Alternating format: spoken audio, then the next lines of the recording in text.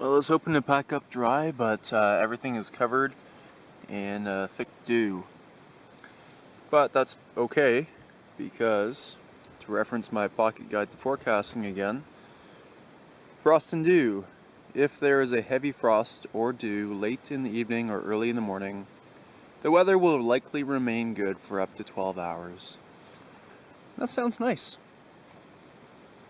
It is really misty out there though. And that's going to make the portage all damp, and it's a 1360, which is pretty long.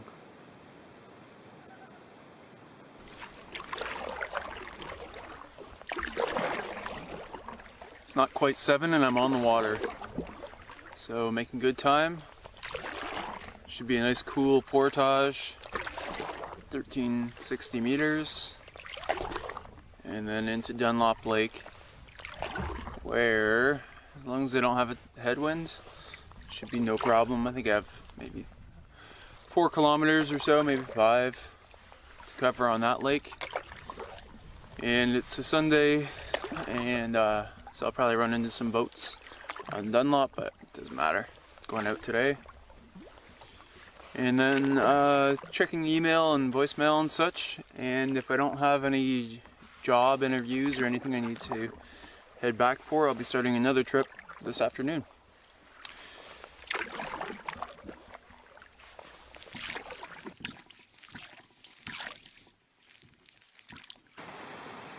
This trail is terrific. It's just a wide open ATV trail. This is as tough as the terrain gets, and as far as the creek crossing goes, this is a pretty easy one. I've got all my gear across to Dunlop Lake, and now I'm just going back for the canoe. I pretty much always stagger the longer portages, so I get some breaks in between rather than one long shot, one long break, and then another long shot. Took my gear a third of the way, went back for the canoe and got a break. Took the canoe half the way, went back for the gear, short break, and then took the gear the whole way, back for the canoe, break, and then that'll be it. Take the canoe here.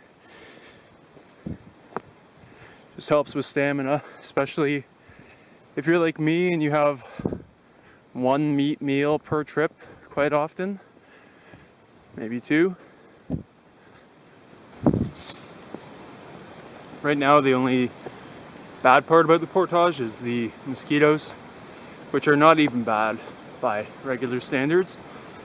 But on the first half of the trip they were almost non-existent, and there are a few now, but still fine. But if that's the worst part about a portage, a 1360, a few mosquitoes, then doing pretty well. I've had a bunch of 200 meter or less portages this year alone, that I'd rather do this one, a 1360, than any of those ones, because this is so wide open. I'm on pace to finish this 1360 in about an hour, and by comparison, the 1,000 meter Diablo portage on the Steel River Loop, which is close to 30% shorter, took me 3.5 hours. So this is a pretty good one. That portage may have been pretty easy, but that last stretch with the canoe, my shoulders were definitely burning, just from the sheer length of it.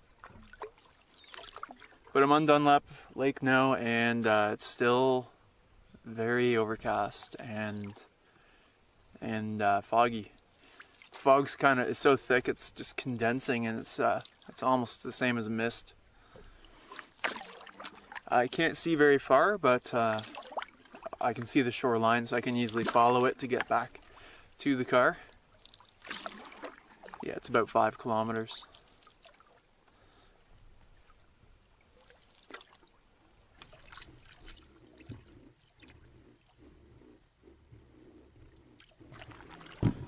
For me, this trip is very easy to sum up. Upper Mace Lake was the highlight, and that alone made this trip super worthwhile. Such a beautiful spot. There was amazing fishing there. Probably the best trout fishing of my life on a lake. One thing I might change if I did this again, I might stay longer on 10 Mile Lake. I really don't like big lakes in the canoe, but it's a really beautiful lake, and there are some campsites in the southwest corner in a bay, which would be nice and sheltered.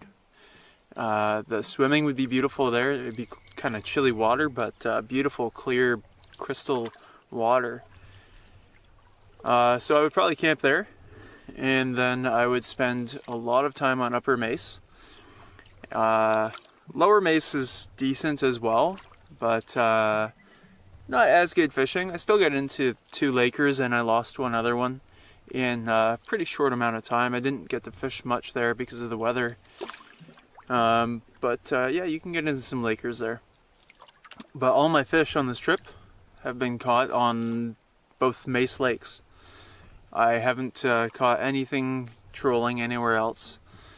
Dunlop on the way in, 10 Mile on the way in, Ezma, and Pathfinder and Claim Lake. Didn't get anything on any of them. Most of that was just trolling as I traveled, but still. You can easily run into at least one fish over all that distance. It's pretty crazy. And I'm trolling here again now, and we'll see if I get into anything. But yeah, if you come here, Upper Mace is the place to be.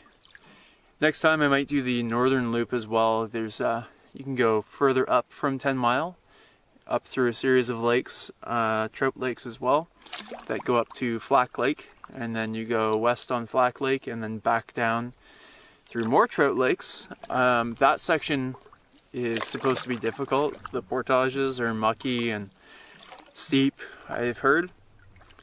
So I'll have to think about that one, and they're kind of long. But it sounds beautiful, and that connects with Upper Mace as well, so that would be another route that would be very worthwhile, I'm sure. So I'll probably come back and do that next time. It's pretty cool to paddle on the lake like this. Just black silhouettes of islands and shoreline, and then white.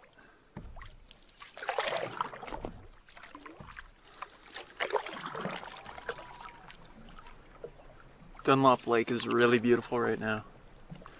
For a big lake that's well developed with lots of cottages, this is one of the most calm, beautiful paddles I've ever had.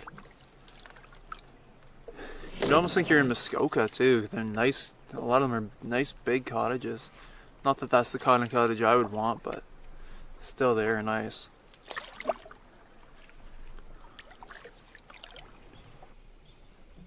Here's a prime example. This cottage perched up there with an incredible sunset view.